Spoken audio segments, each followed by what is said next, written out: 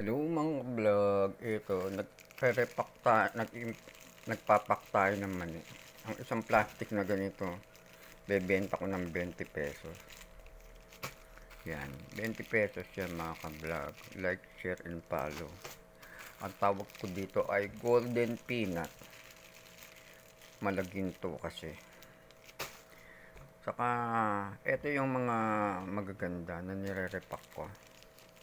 At meron namang mga reject.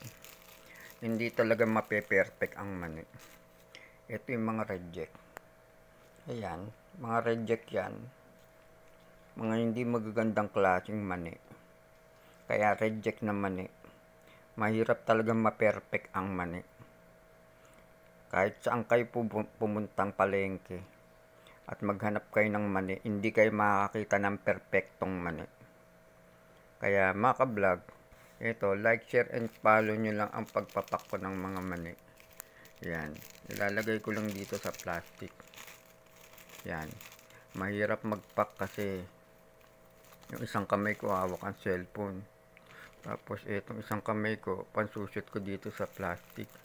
Ayan o, bago ko yan mapuno, bago ko yan maging gawing ganito, medyo matagal-tagal ng konti. Pero siguro estimated ko mga meron akong napak na 5 dinala ko na dun sa tindahan sa harapan ng kapatid ko.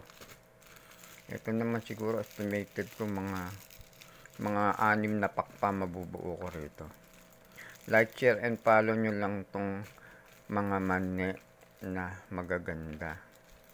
Pero ito naman ang hindi perfectong mani. Itatapon ko na lang to sa basurahan. Sa basurahan ng punta na hindi perfectong mani. Thank you mga ka-vlog. Thank you.